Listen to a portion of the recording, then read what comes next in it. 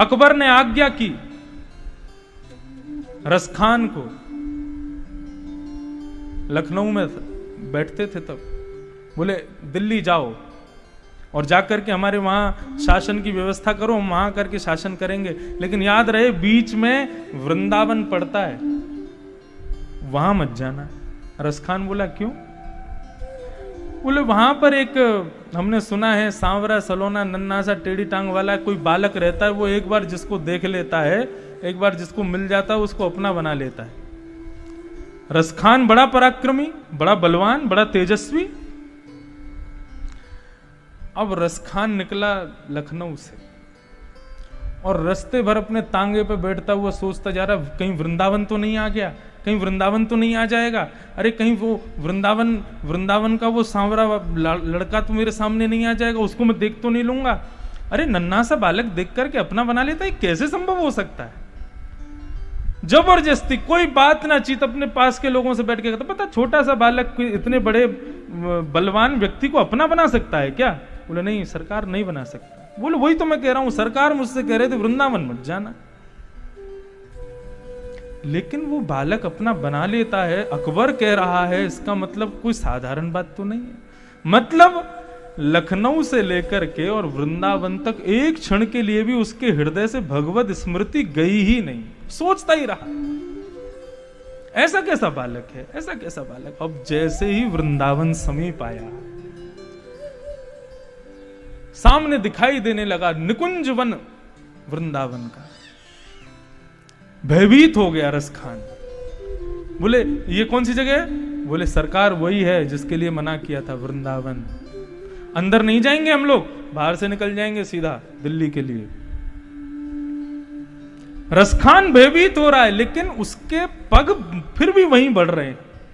जरा देखूं तो सही, एक बार देख लेता हूं, देख के तुरंत भाग जाऊंगा, उसके हाथ में नहीं आऊंगा मैं। एक बार मुझे दिख जाए वो है कैसा, एक बार मुझे दिख गया, उसको देख करके सीधा दिल्ली पहुंचूंगा और जाकर के अकबर को बताऊंगा, देखो मैं बाजी जीत के आया।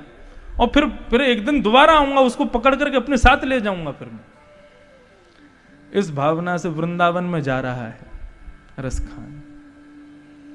छोटी छोटी गलियां वृंदावन की, उनमें झांकता है, भीतर जाकर के देखता है कहीं यहां तो नहीं खड़ा, कहीं यहां तो नहीं खड़ा, अरे आगे मोड़ है, कहीं वहां नहीं खड़ा दिख जाए मुझको, तो पहले से ही सतर्क होकर जाता है, कहीं दिखते ही भग जाऊंगा।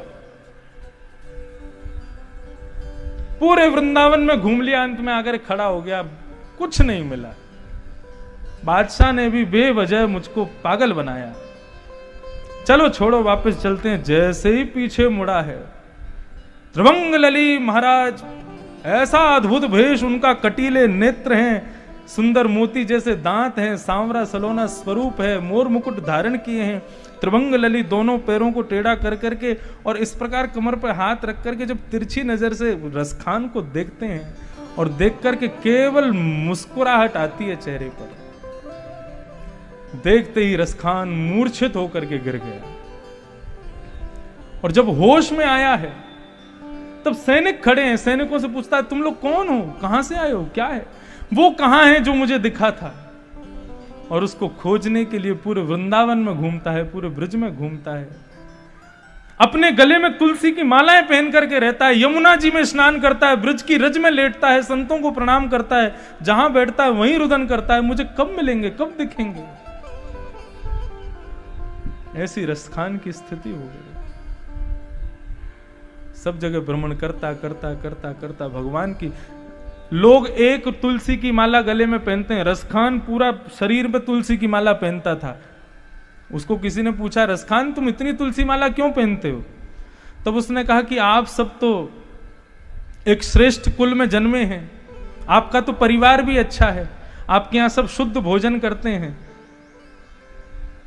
आप सब लोग तो एक श्रेष्ठ कुल के बालक हैं, आप लोग एक तुलसी भी गले में पहनोगे तो इस संसार रूपी सागर से पार हो जाओगे। लेकिन मैं तो एक म्लेच्छ खानदान में जन्मा हूं, मैं एक म्लेच्छ हूं, मेरे हाथ का तो स्पर्श भी भगवान को पवित्र है। ऐसा अपवित्र मैं रसखान में एक तुलसी से पार नहीं हो पाऊंगा, इसलिए पूरे अंग में तुलसी पहन करके घूमता हूं, ताही अहीर की छोहरिया छचिया भरी छाछ पे नाच नचाए। और रस खान ने कैसे अद्भुत अद्भुत ठाकुर जी के पद गाए हैं। ऐसे ही म्लेच्छ परिवारों के कई भक्त हुए भगवान के।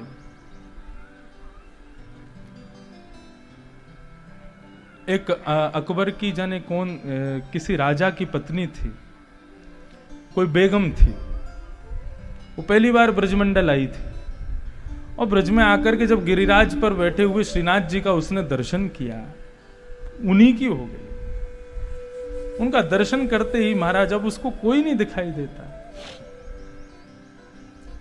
तब उसने एक पद गाया, सोनो दिल जानी मेरे दिल की कहानी, तेरे हाथ हूँ बिकानी, तेरे हाथ हूँ बिकानी, बदनाम भी सहूंगी, सुनो दिल जानी मेरे दिल की कहानी, सुनो दिल जानी मेरे दिल की कहानी, तेरे हाथ हूँ बिकानी, तेरे हाथ हूँ बिकानी, तेरे हाथ हूँ बिकानी, तेरे हाथ हूँ बिकानी, बदनाम भी सहूंगी, सुनो दिल जानी दिल की कहानी, सुनो दिल जानी मेरे दिल की कहानी। नंद के कुमार कुर्बान तेरी सूरत पे, वृंदावन छोड़ अब कहीं हो न जाऊंगी, सुनो दिल जानी दिल की कहानी, सुनो दिल जानी दिल की कहानी, तेरे हाथ हूँ बिकानी, तेरे हाथ हूँ बिकानी, तेरे हाथ हूँ बिकानी, तेरे हाथ हूँ बिकानी, बदनाम भी सहूंगी, सुनो दिल दिल की कहानी, सुनो दिल।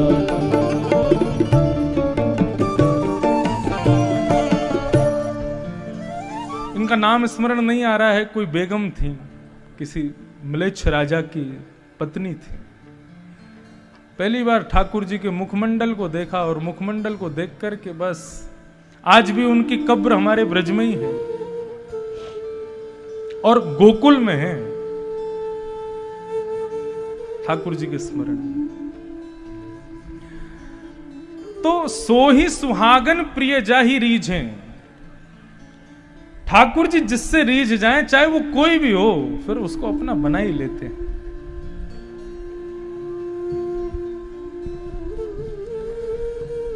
तो हम चर्चा कर रहे थे कि श्रीमद् भागवत को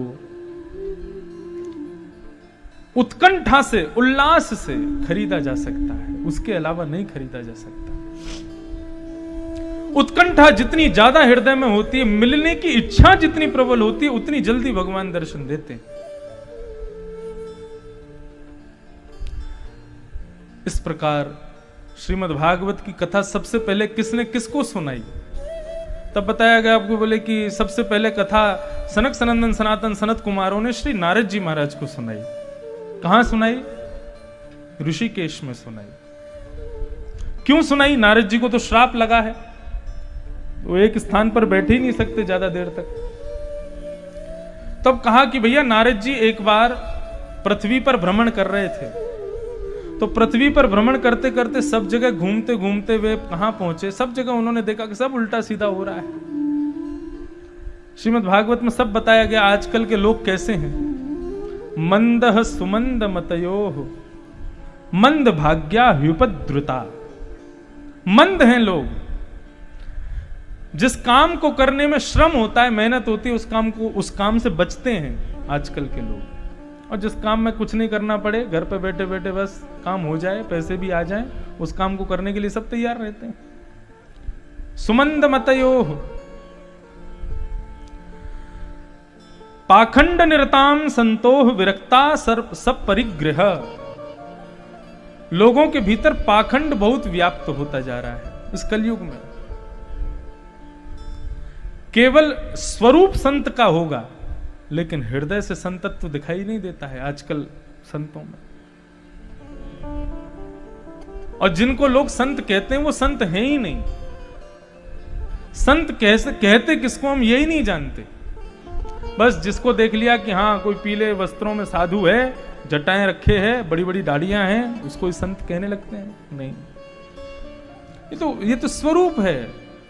और इस स्वरूप को ही धारण किया था रावण ने जब सीता जी का हरण करने आया था। स्वरूप से संत होता तो फिर रावण भी संत कहलाता, लेकिन नहीं, वो रावण ही है। स्वरूप से संत नहीं होता, स्वभाव से संत होता है।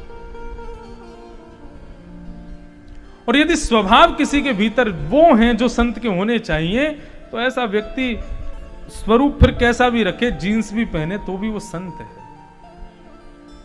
लेकिन स्वभाव होना चाहिए। नारद जी महाराज बोले, सब जगह भ्रमण करता हुआ मैं कहां पहुंचा? यमुना के पुलिन वृंदावन पर। वहां मैंने एक आश्चर्य देखा कि एक युवती बैठी है, उसकी गोद में 2 वृद्ध लेटे हुए हैं। मैंने उससे पूछा कि तुम कौन हो, ये दोनों वृद्ध कौन हैं? तब उस युवती ने बताया, मैं भक्ति हूं और ये दोनों मेरे पुत्र हैं, ज्ञान और वैराग्य। बहुत ध्यान से सुनिएगा सब लोग। अहम भक्ति ऋतिख्याथा इमो में तन यो मतौ। ये दोनों मेरे पुत्र हैं, मैं भक्ति हूं। नारद जी बोले, माता जी युवान हैं और बच्चे बुढ़े हो गए, ये कैसे हो सकता है? भक्ति महारानी कहने लगी कि महाराज, लोगों में भक्ति तो बहुत है, लेकिन ज्ञान वैराग्य का अभाव है। और हम जिस स्थान पर जाते हैं वहां के लोगों में जिस वस्तु का अभाव होता है, हम में से वही बुढ़ा हो जाता है। लेकिन वृंदावन आकर के मैं तो युवान हो गई, लेकिन मेरे ज्ञान वैराग्य दोनों पुत्र अभी भी वृद्ध हैं। भक्ति सब करते हैं, लेकिन ज्ञान और वैराग्य किसी के जीवन में नहीं होता।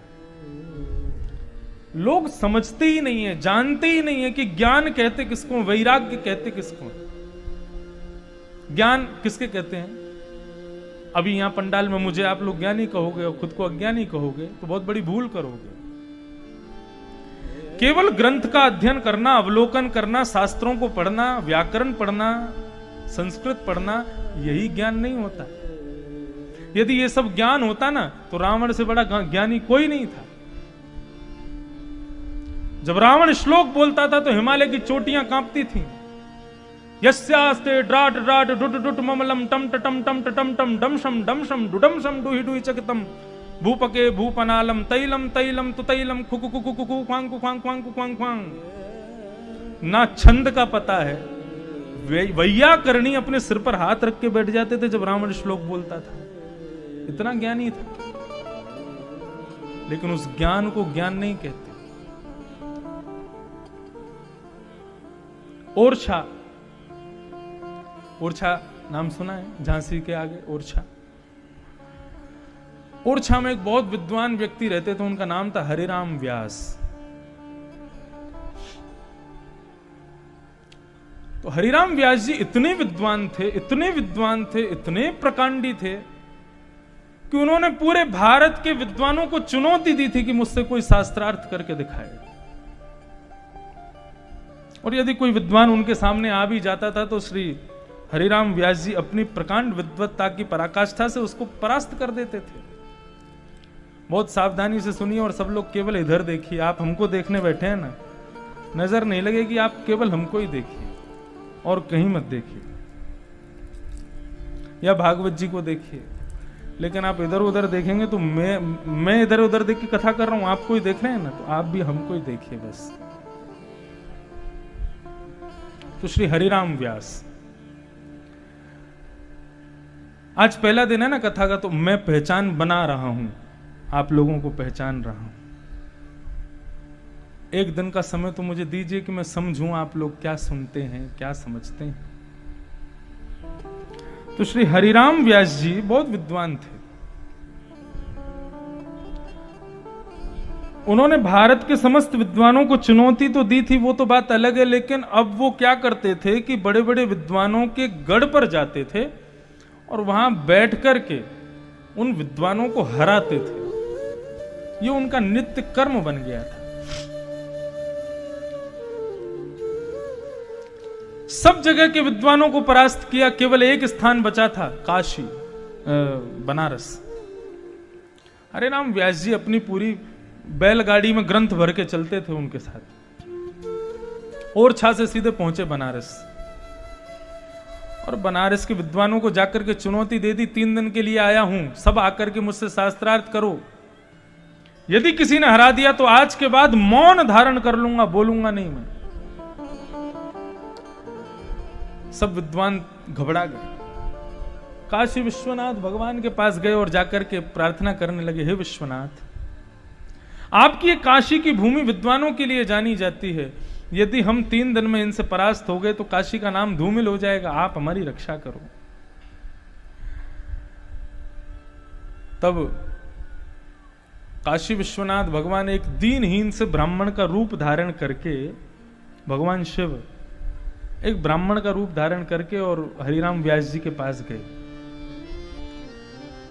हरिराम व्यास जी के सेवक को कहा कि महाराज मैं एक काशी का ब्राह्मण हूं, मिलने आया हूं। अंदर जाकर के कहा महाराज कोई विद्वान आया है आपसे शास्त्रार्थ करने, बोले बुलाओ। शंकर जी को भीतर ले गए, जाकर के बिठाया तो शंकर जी उनको प्रणाम करने लगे। कहिए किस विषय पर शास्त्रार्थ करेंगे आप मेरे साथ? हरिराम व्यास जी के इस बात को सुनकर के शंकर जी बोले महाराज मैं शास्त्र नहीं जानता, मैं अर्थ नहीं कर पाऊंगा। आप इतने बड़े विद्वान हैं, मैं तो अपने प्रश्न का समाधान पूछने आया हूं।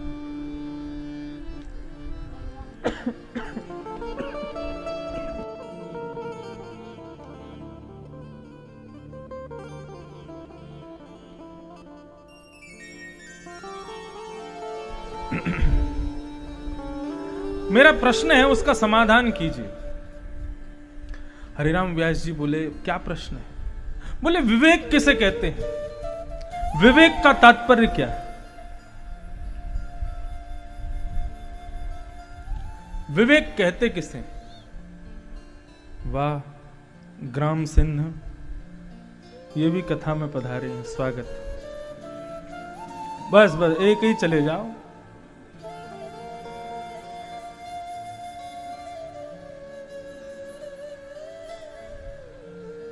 तो क्या कह रहे थे? हाँ, हरिराम व्यास जी ने हरिराम व्यास जी से प्रश्न किया भगवान शिव ने कि विवेक किसको कहते हैं? हरिराम व्यास जी हंसने लगे, बोले आप मेरे सामने बैठ करके इतना आसान सवाल पूछ रहे हैं? बोले आपके लिए आसान है, मैं तो अनपढ़ गंवार हूं, मुझे नहीं पता, मुझे बता दीजिए ना, विवेक कहते किसको? हरिराम व्यास जी बोले कि देखो विवेक कहते हैं असद, सद और असद का ज्ञान हो जाना, क्या सही है क्या गलत है इसकी जानकारी हो जाना, ये विवेक है, इसी को विवेक कहते हैं।